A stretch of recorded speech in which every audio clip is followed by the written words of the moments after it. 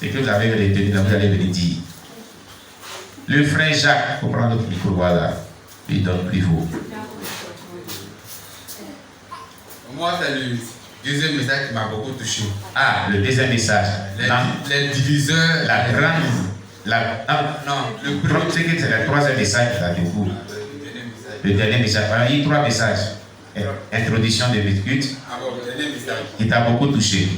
Le dernier message qui m'a beaucoup touché. Oui. Parce que dans les assemblées, il y a des gens qui sont là uniquement pour utiliser l'église. Oui. Ils envoient, ils mettent les gens en parallèle comme ce jeune qui utilisait l'église. Oui. Il a même détruit l'église des hommes de Dieu. Voilà. Cela l'a conduit en enfer. Oui. Parce qu'il mettait les gens en parole. Il mettait la division à l'église. Oui. Il faisait que les gens ne marchaient pas selon la parole de Dieu. Donc c'est le côté aussi qui m'a beaucoup touché. Maintenant, le prédicateur qui cherchait les femmes des gens à l'église. Ouais. Étant prédicateur, étant enseignant, étant celui qui livre les messages, c'est lui qui doit conseiller les gens, c'est lui qui fait le contraire. Il cherche femmes des gens. Il faisait ce qui n'était pas agréable devant le Seigneur. Voilà, c'est qu'on oublie, nous qui annonçons l'évangile, nous qui exhortons les gens, on oublie que la Bible déclare qu'on doit te juger sévèrement. Plus sévèrement. Tout ce que tu as parlé comme conseil, comme message, maintenant après tu ne fais pas ce que tu enseignais. Cela peut te condamner en enfer. C'est pas que, mais ça va te condamner en enfer. Et tu seras torturé. Donc c'est le côté qui m'a beaucoup touché, que le Seigneur lui-même nous aide. Alléluia. Nous aide. Pas qu'on marche selon la vue, selon la chair, mais qu'on marche selon l'Esprit de Dieu. Pour qu'on soit conduit par l'Esprit de Dieu, pour qu'on puisse tomber dans les erreurs comme ça. Gloire à Jésus. Maintenant le côté mariage.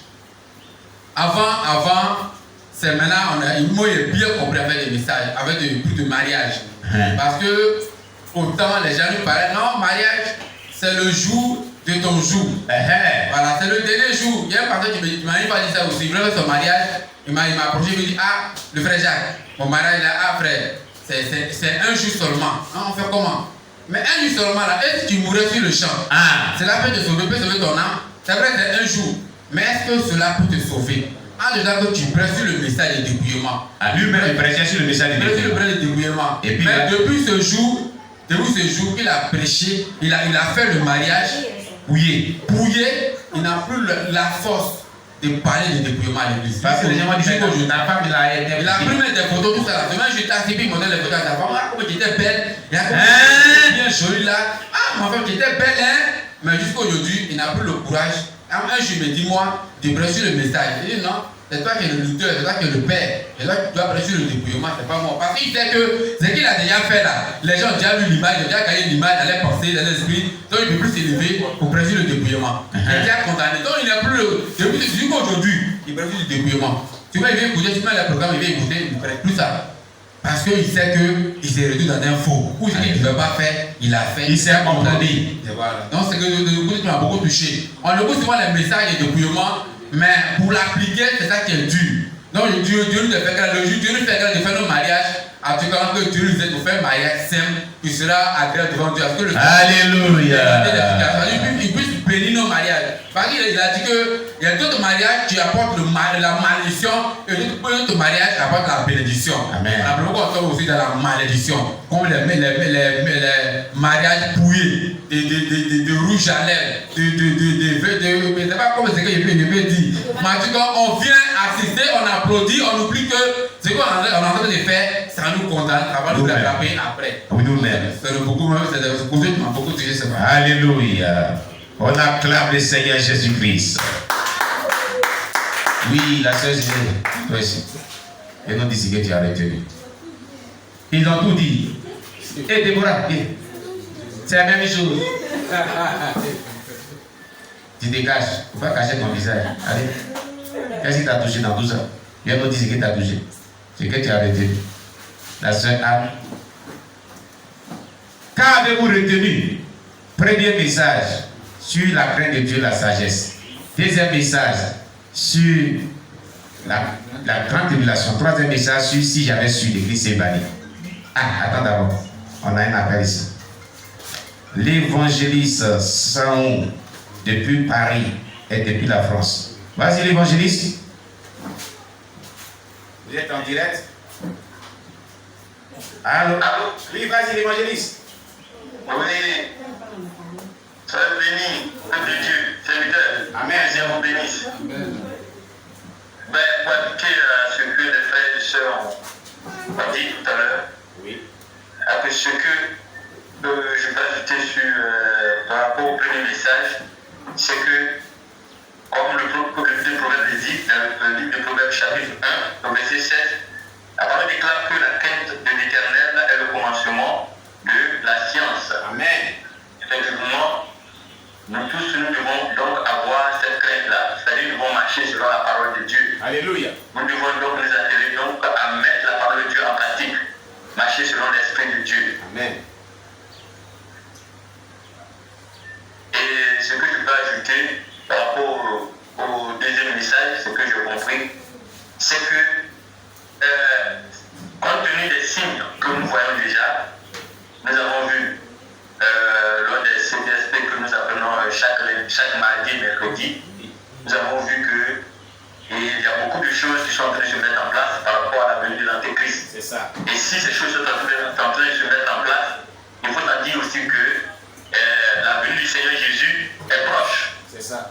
Pour cela, voilà, pour cela nous devons, chaque chrétien, se préparer.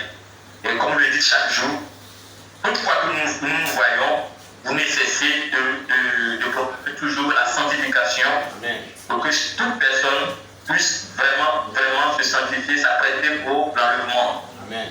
Et par rapport au verset que nous avons parcouru aujourd'hui, Daniel, le chapitre 8, verset 23 à 25, et Thessaloniciens 2, verset 7 à 12, Apocalypse 13, 1 à 10, nous pouvons comprendre déjà que après l'enlèvement, les saints vont rester, le diable ne leur fera pas cadeau. C'est ça. C'est ça. Ça sera vraiment une grande tribulation. Ça sera vraiment une souffrance que personne n'a jamais connue. C'est vrai. Et tout cela, Dieu nous a révélé pour que chacun de nous puissions vraiment nous préparer afin que lorsqu'il y aura le premier enlèvement, tout le monde puisse être enlevé. Vraiment. Il faut que toute personne puisse vraiment régler sa vie, mettre sa vie donc en norme, en conformité avec la parole de Dieu. Amen. Donc pour le dernier message, pour ajouter à ce que les frères ont dit, et nous devons comprendre aussi que ce n'est pas facile effectivement de marcher selon la parole de Dieu. Mais le Seigneur a dit avec le Saint-Esprit tout est possible. Amen. Et Dieu nous a tout donné. Nous avons les prophètes, nous avons aussi les serviteurs qui sont là, qui nous enseignent chaque jour sa parole. Amen. Il faut que nous fassions aussi un effort pour pouvoir la mettre en pratique, comme nous voyons par rapport au message de ce serviteur-là qui a expérimenté l'enfer pour des gens qui ont eu le feu à l'église, qui ont eu des discours à l'église, sont trouvés donc en enfer. C'est ça. Et le Seigneur a dit, depuis que ce jeune homme, quand ce monsieur était enfant, jeune, il était donc ennemi. Nous devons donc éviter cela. Amen. Nous ne devons pas aller à l'église avec déjà un cœur gonflé. Nous ne devons pas aller à l'église avec déjà de la colère dans le cœur. Et tout ça là, ça souille le temps de Dieu. C'est ça. C'est des choses que nous devons éviter. Quand on vient dans la maison de Dieu, nous devons être en joie. Amen. Nous devons tous être en joie quand on vient dans la maison de Dieu. Parce que nous venons dans la présence de Dieu. Alléluia. Ensemble avec les frères et sœurs, nous venons louer Dieu. Nous venons donc adorer Dieu. Gloire à Jésus. C'est quand la joie doit y être, afin que l'Esprit de Dieu, la puissance de Dieu descende pour nous visiter. Amen. Amen. Donc, voilà un peu, pour ajouter ce que les frères et sœurs ont dit, voilà un peu ce que nous avons compris. Amen. Vraiment, acclame le Saint-Esprit pour l'évangéliste Sango depuis la France. Merci à toi, l'évangéliste, et salut la servante de Dieu et notre bébé. Soyez bénis. Oui, la sœur Zélé, viens nous dire ce que tu avais retenu. Viens nous dire. Là, tu l'as dit Amen. Amen. Allez aussi. Bon, voilà, c'est que j'ai retenu le deuxième message. Il faut parler. Il faut parler de l'école de ta parole. Tu parles comme quelqu'un qui est nonchalant. Le deuxième message. Tu sais qu'on va lever la chaise des citoyens. Quand la chaise vient, elle doit parler avec vie. Le deuxième message là, oui. que j'ai compris, c'est que en tant qu'un enfant de Dieu, il faut qu'on fasse tout. Oui. Pour être tout enlevé avec Christ. Amen. Parce que souvent on dit, dans même papa m'a pris exemple, sur l'exemple, puis je réponds oui, oui là. Face à face, je ne peux pas. Parce que quelqu'un va venir, il va aller tes yeux. Un peu, tu ne peux pas supporter. Donc il faudrait qu'on fasse tout pour être enlevé avec Christ. Amen. Maintenant, le deuxième message, que Dieu, le troisième message, que Dieu me pardonne. Que Dieu me pardonne. Parce que on a vraiment fait les choses. On savait, mais quand même, moi, mon mari, quand on était de l'autre côté là-bas, on connaît le message de dépouillement. Et moi-même, j'ai dit que même le jour où moi-même je me marie, je ne vais pas mettre ces genre de choses. Parce que j'ai accepté ça dans mon cœur.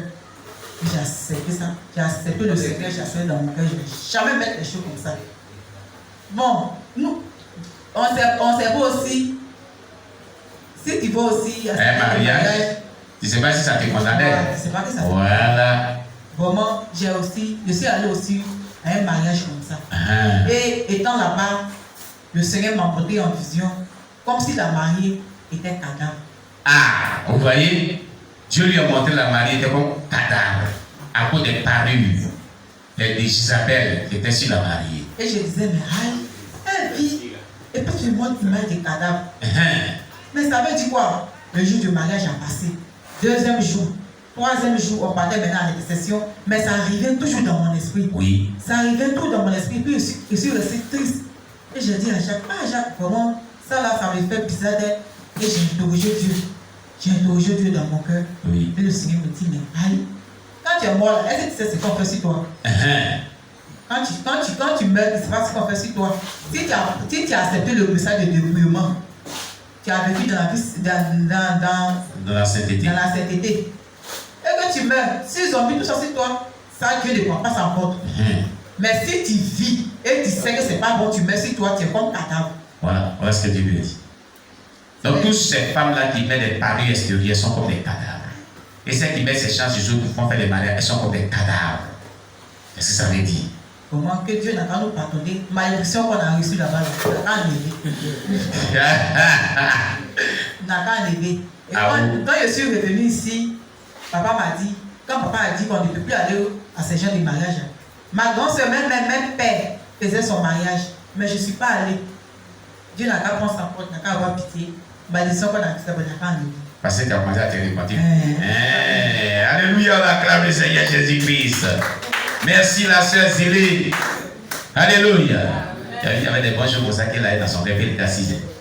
Elle ne voulait pas venir parler. D'accord. Voilà une sœur Zélé qui veut s'avancer aussi.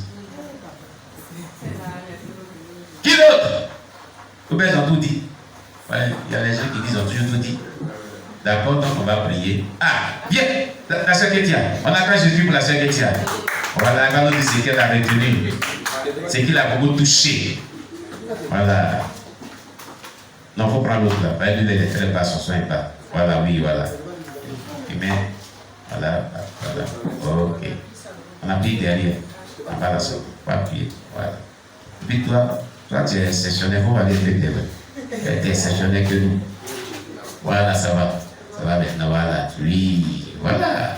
Ce que j'ai compris, premier message, l'exhortation, j'ai compris que pour être enlevé, oui, il faut être obéissant à la parole de Dieu. Amen.